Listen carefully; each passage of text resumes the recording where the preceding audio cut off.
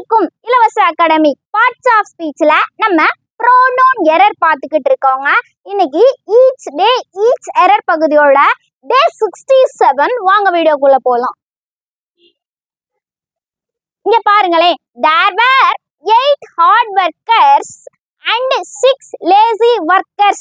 நல்லா பாருங்களேன், ப்ளூரல்ல இருக்கு, ஒர்க்கர்ஸ். இப்ப நம்ம இந்த சென்டென்ஸ் வந்து கரெக்ட் தான் மக்களே.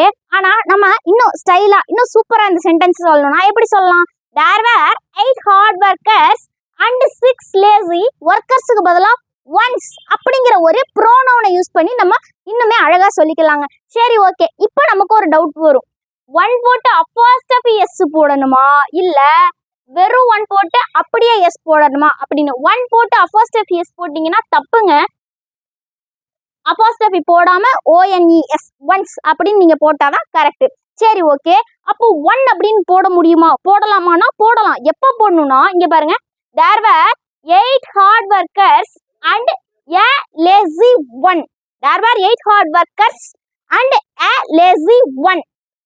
ஒருத்தவர் மட்டும் லேசியா இருக்கிறாரு அப்படின்னா நம்ம என்ன போடலாம்? ஒன் அப்படிங்கிறத போட்டுக்கலாங்க. சரி, ஓகேங்க. நாளைக்கு நம்ம if you haven't got a fresh chicken I will take a frozen one. இந்த சென்டென்ஸ் கரெக்டா இல்லையான்றத பத்தி பார்க்கலாம். யோசிச்சுக்கிட்டே இருங்க. தேங்க்யூ.